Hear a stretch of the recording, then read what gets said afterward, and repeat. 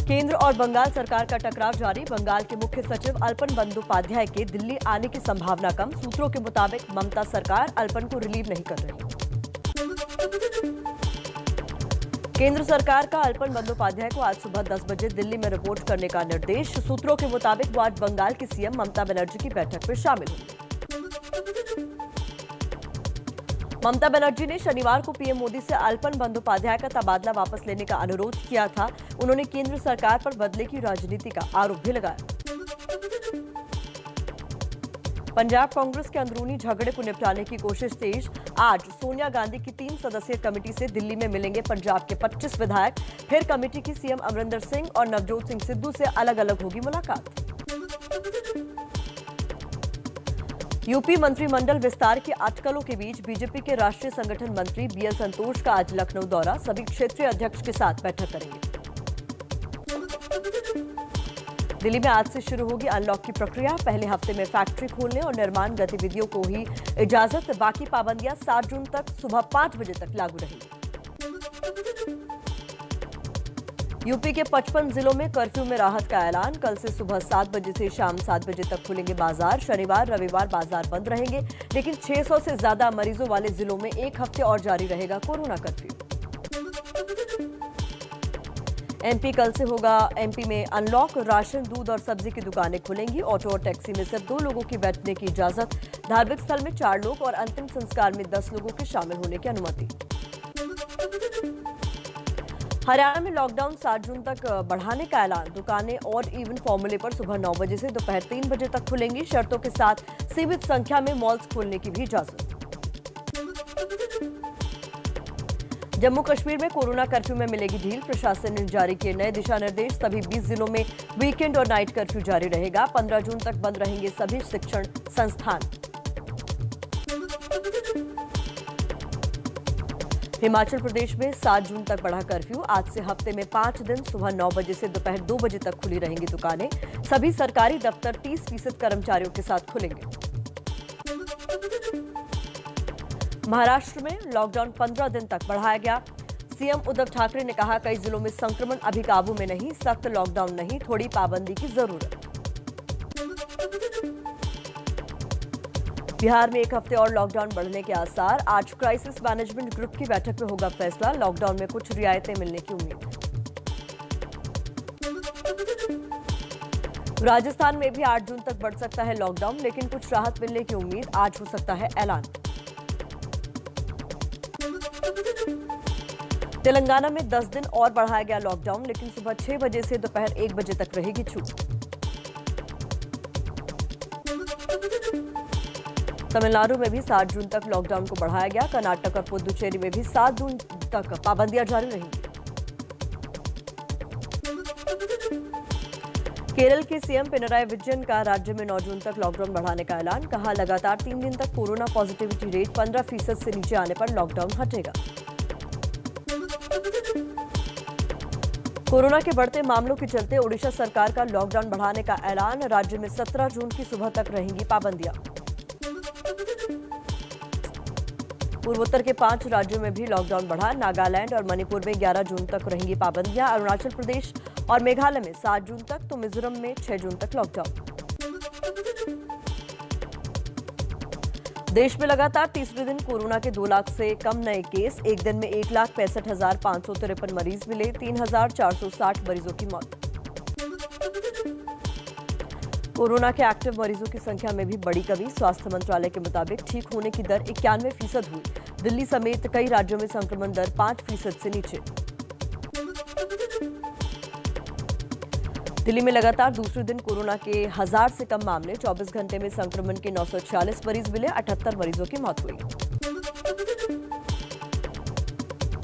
UP में भी corona संक्रमितों की संख्या में बड़ी गिरावट। एक दिन में 1908 केस मिले। 140 लोगों की मौत।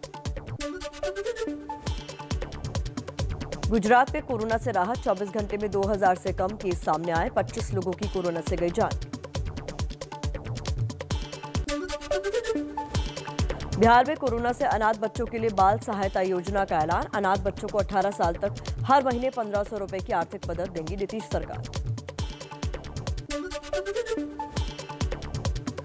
मध्य प्रदेश सरकार को कोरोना से अनाथ हुए बच्चों को 5,000 रुपए प्रति महीने मदद का ऐलान। हर महीने राशन और फ्री शिक्षा देगी शिवराज सरकार।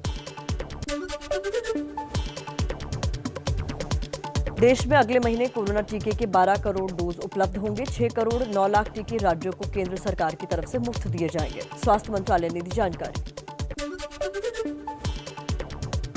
सीरम इंस्टीट्यूट ने गृह मंत्री अमित शाह को चिट्ठी लिखी। कहा, जून में हम 10 करोड़ वैक्सीन की डोज सरकार को देंगे। हमारे कर्मचारी 24 घंटे काम कर रहे हैं।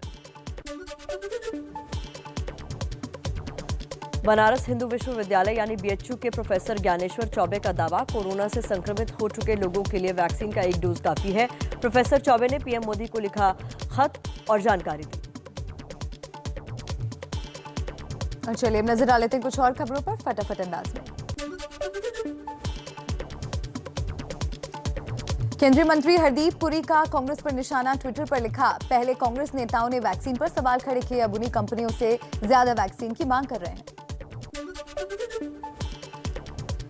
देश में कोरोना और ब्लैक फंगस के बाद एक और बीमारी की आशंका, बच्चों पर मंडरा रहा है MIS-C सिंड्रोम का खतरा। पेट दर्द, चेहरे पर सूजन, सांस लेने में परेशानी, आंखें लाल होना, शरीर पर रैशेज जैसे लक्षण दिख सकते हैं।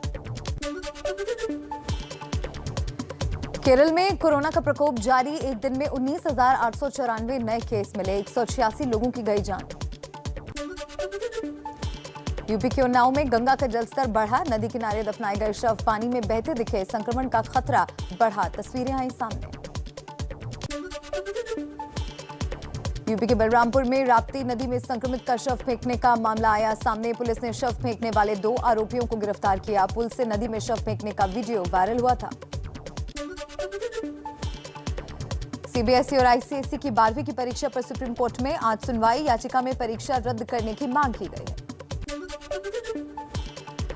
देश में कोरोना के इलाज की व्यवस्था को बेहतर बनाने को लेकर भी होगी सुनवाई। सर्वोच्च अदालत ने खुद मामले पर संज्ञान लिया है। एक 12 सदस्यीय टास्क फोर्स का गठन भी किया गया है। कोरोना संक्रमण को लेकर भीड़ पर नियंत्रण की मांग करने वाली कई याचिकाओं पर होनी है सुनवाई। दिल्ली की सीमा से किसान प्रदर्शनकारियों को हटाने की मांग की गई है। दिल्ली हाईकोर्ट में कोरोना और ब्लैक फंगस के मामले पर सुनवाई। ब्लैक फंगस के इंजेक्शन को लेकर केंद्र सरकार को देना है जवाब। सेंट्रल विस्टा के निर्माण कार्य पर रोक लगाने वाली याचिका पर दिल्ली हाईकोर्ट का आज आ सकता है आदेश। कोरोना काल में निर्माण कार्य फिलहाल रोकने की मांग की गई है। महाराष्ट्र के 12वीं बोर्ड की परीक्षा पर सीएम उद्धव ठाकरे का बयान, कहा परीक्षा पर जल्द फैसला लेंगे। पीएम मोदी से पूरे देश में परीक्षा को लेकर एक पॉलिसी बनाने की अपील की। मुंबई में आज दूसरी मेट्रो लाइन का ट्रायल रन, महाराष्ट्र के सीएम उद्धव ठाकरे दिखाएंगे हरी झंडी। डिप्टी सीएम अजीत पवार भी रहेंगे मौजूद। मुंबई में मंत्रालय में बम होने की सूचना फर्जी निकली। नागपुर के सागर काशीनाथ ने फोन करके मंत्रालय में बम होने की सूचना दी थी। मामले की जांच जारी। 1971 युद्ध में भारत की विजय के 50 साल पूरे होने पर भारतीय सेना मना रही है स्वर्णिम विजय वर्ष। इस मौके पर आयोजित कार्यक्रम को नौसेना प्रमुख करमबीर सिंह करेंगे संबोधित। लेफ्टिनेंट जनरल मनोज पांडे संभालेंगे सेना की पूर्वी कमान के नए कमांडर का पद। अभी अंडमान निकोबार कमान के कमांडर इन चीफ हैं लेफ्टिनेंट जनरल मनोज पांडे। महाराष्ट्र के पालघर में गेल कंस्ट्रक्टर से तेल रिसाव के बाद तेल सुरक्षित निकालने का काम तेज। ताउते तूफान के समय गेल कंस्ट्रक्टर समुद्र में फंस गया था। हरियाणा के भिवानी ने बीजेपी नेता और रेसलर बबीता फोगाट को किसानों ने दिखाए काले झंडे। सरकार के 7 साल पूरे होने पर बिरही कला गांव में मास्क सैनिटाइजर बांटने जा रही थी। भगोड़े मेहुल चोकसी को भारत लाने की कोशिश तेज। दस्तावेज लेकर डोमिनिका पहुंचा भारत का प्राइवेट जेट। एंटीगा के प्रधानमंत्री गेस्टन ब्राउन का दावा, गर्लफ्रेंड के साथ ट्रिप पर डोमिनिका गया था मेहुल चोकसी। ब्राउन ने एक रेडियो चैनल को दिए इंटरव्यू में कहा। पाकिस्तान के पीएम इमरान खान ने फिर अलापा कश्मीर राग। भारत से बातचीत के लिए रखी अजीबोगरीब शर्त। कहा जम्मू कश्मीर में पहले की स्थिति बहाल हो। पाकिस्तान में प्रधानमंत्री इमरान खान के खिलाफ विपक्ष ने फिर खोला मोर्चा। 4 जुलाई से 11 दलों के गठबंधन पाकिस्तान डेमोक्रेटिक पार्टी यानी पीडीपी का देश भर में आंदोलन। फ्लोरिडा में भीड़ पर ताबड़तोड़ फायरिंग, 2 लोगों की मौत, 20 से 25 लोग घायल। खबरों के मुताबिक 3 लोगों ने घटना को अंजाम दिया। हमलावरों की तलाश में जुटी पुलिस। हमास के बाद अब आतंकी संगठन फिलिस्तीनी इस्लामिक जिहाद ने इजराइल को दी धमकी। कहा, हमारे किसी भी कमांडर को मारा तो तेल अवीव पर तुरंत बमबारी शुरू कर देंगे। कनाडा के पीएम प्रधानमंत्री जस्टिन ट्रूडो ने बच्चों के सम्मान में सभी सरकारी इमारतों के झंडे आधे झुकाने के लिए आदेश दिए। एक आवासीय स्कूल से 200 से ज्यादा बच्चों के दफन शव मिले थे। वियतनाम में मिला हवा में तेजी से फैलने वाला कोरोना का नया वेरिएंट, माना जा रहा है सबसे ज्यादा घातक। वियतनाम के स्वास्थ्य मंत्री ने दी जानकारी। भारत के पड़ोसी देश बांग्लादेश में भी कोरोना का कहर। बांग्लादेश में 6 जून तक बढ़ाया गया लॉकडाउन। ब्रिटेन के पीएम बोरिस जॉनसन ने वेस्टमिंस्टर कैथेड्रल में गर्लफ्रेंड कैरी साइमंस से सादे समारोह में रचाई शादी। 56 साल की उम्र में तीसरी बार शादी की। पीएम बोरिस और कैरी साइमंस की उम्र में 23 साल का अंतर है।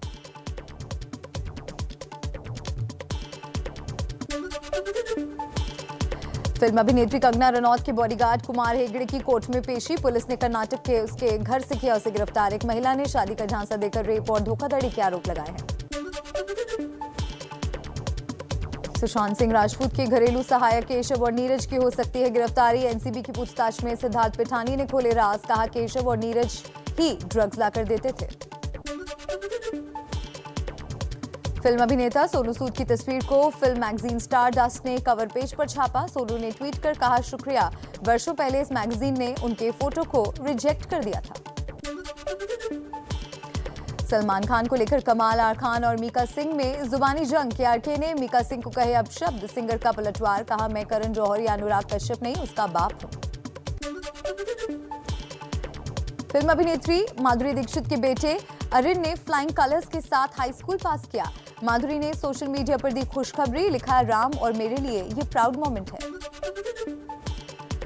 फिल्म अभिनेता अक्षय कुमार, भूमि और तापसी समेत कई सितारे देंगे धरती का दिल बचाने का संदेश। यूएन के सहयोग से बन रहा म्यूजिक वीडियो।